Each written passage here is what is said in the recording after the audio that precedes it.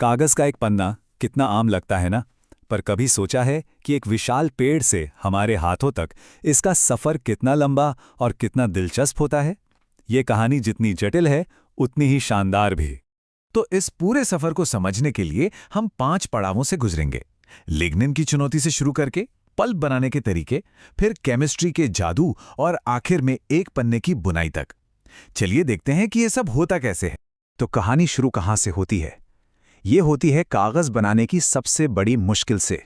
वो मुश्किल है लकड़ी के अंदर छिपे कीमती रेशों को उसके बाकी हिस्सों से अलग करना। तो सवाल वही है, एक भारी भरकम लट्ठा कागज के एक पतले से पन्ने में आखिर बदलता कैसे है? इसका जवाब छिपा है एक चिपचिपे लेकिन बहुत मजबूत गोंद में। इस चीज का नाम है लिग्निन। समझिए, ये प्रकृति का सुपर ग्लू है। यही वो पॉलीमर है जो लकड़ी के रेशों को आपस में कसकर बांधे रखता है और पेड़ों को उनकी मजबूती देता है। तो जाहिर है, कागज बनाना है तो सबसे पहले इसी गोंद को तोड़ना होगा। यहां देखिए, पूरी प्रक्रिया का मकसद एकदम साफ है। एक तरफ है कच्ची लकड़ी जिसमें रेशे लिग्निन के जाल में फंसे हुए हैं, और दूसरी तरफ है पेपर पल्प जहां वही रेशे आजाद हो चुके हैं। बस यही है पूरा मिशन। तो इस लिग्निन वाली समस्या का इंडस्ट्रियल सॉल्यूशन क्या है? जवाब है सल्फेट क्राफ्ट प्रोसेस। चलिए अब देखते हैं कि ये काम कैसे करता है। लुगदी यानी पल्प बनाने का रास्ता ना 3 बड़े स्टेप से होकर गुजरता है। सबसे पहले लकड़ी के बड़े बड़े लट्ठों को 2 से 5 सेंटीमीटर के छोटे छोटे चपटे चिप्स में काटा जाता है। फिर इन चिप्स को एक हाई प्रेशर डाइजेस्टर में पकाया जाता है, और आखिर में जब पल्प रेशों से आजाद हो जाता है तो उसे छानकर अच्छी तरह धो लिया जाता है।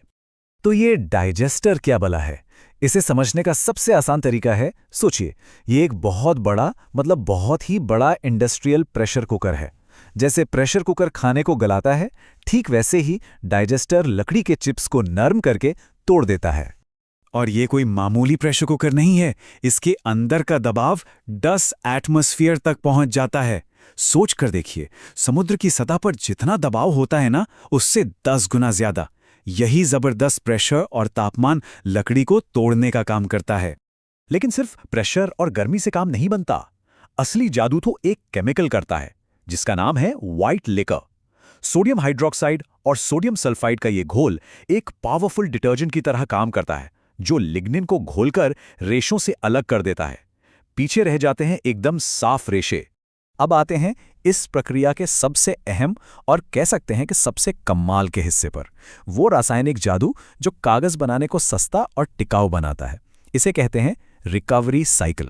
अक्सर कहा जाता है कि सस्ता कागज बनाने की जो चाबी है ना, वो केमिस्ट्री के एक जादू में छिपी है, और वो जादू है रीसाइक्लिंग। ये ना सिर्फ पैसे बचाता है बल्कि पर्यावरण के लिए भी बहुत जरूरी है। तो ये जादू होता कैसे है? देखिए, ये पूरा एक रंगों का सफर है। डाइजेस्टर से जो लिग्निन वाला घोल निकलता है वो होता है ब्लैक लिकर। जब इस ब्लैक लिकर से लिग्निन को भट्टी में जला दिया जाता है तो ये बन जाता है ग्रीन लिकर, और आखिर में इस पे बस थोड़ा चूना मिलाते ही ये वापस व्हाइट लिकर बन जाता है, दोबारा इस्तेमाल के लिए एकदम तैयार। तो ये रिकवरी साइकिल आखिर इतनी जरूरी क्यों है? भाई, इसके फायदे ही फायदे हैं। पहला, ये महंगे केमिकल्स को रिसाइकिल करके लागत घटाती है। दूसरा, इससे हवा और पानी का प्रदूषण कम होता है। और सबसे कमाल की बात तो यह है कि लिग्निन को जलाने से जो ऊर्जा पैदा होती है ना, उससे पेपर मिल अपनी जरूरत की बिजली खुद बना लेती है। चलिए अब आखिरी पड़ाव पर चलते हैं। अब हमारे पास रेशों वाला सूप जैसा पल्प तो है, पर इससे एक ठोस कागज कैसे बनता है? अब जरा इस नंबर पर गौर कीजिए, 99.5%। जब पल्प कागज बनने की अपनी यात्रा शुरू करता है तो उस घोल में 99.5% सिर्फ और सिर्फ पानी होता है। जी हां, रेशे तो नाम मात्र के होते हैं। आखिर में ये बदलाव कुछ इस तरह होता है।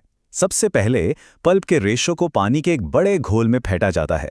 फिर इस घोल को एक वाइब्रेटिंग कन्वेयर बेल्ट पर फैलाते हैं, जहां पानी नीचे निकल जाता है और रेशे आपस में गुथ जाते हैं। इसके बाद बड़े बड़े रोलर्स और ज्यादा पानी निचोड़ देते हैं, और आखिर में भाप से गर्म रोलर्स बची हुई सारी नमी को भी सुखा देते हैं। और इस पूरी मशक्कत के बाद तैयार कागज में पानी बचता है सिर्फ 5 से 6%। सोचिए, 99.5% से शुरू होकर सिर्फ 5% पर आना। इससे पता चलता है कि कागज बनाना असल में पानी निकालने की ही एक कला है। अच्छा, जो प्रोसेस हमने अभी समझा वो अकेला नहीं है। इसकी तुलना एक और तरीके से करते हैं जिसे सल्फाइड प्रोसेस कहते हैं, ताकि तस्वीर और साफ हो जाए। अब इन दोनों में फर्क साफ है। अगर मजबूत कागज चाहिए, जैसे कि सामान रखने वाले बैग या डिब्बे, तो क्राफ्ट प्रोसेस बेस्ट है। लेकिन जहां सफेदी ज्यादा जरूरी हो, जैसे किताबों के पन्नों या टिश्यू पेपर के लिए, वहां सल्फाइड प्रोसेस काम आता है। तो अगली बार जब कोई कागज हाथ में हो तो शायद उसमें सिर्फ लिखावट न दिखे, बल्कि एक पूरी कहानी दिखेगी। एक विशाल जंगल की, एक इंडस्ट्रियल प्रेशर कुकर की गूंज की, एक रासायनिक जादू के कमाल की, और आखिर में रेशों की एक बेहद महीन बुनाई के सफर की कहानी।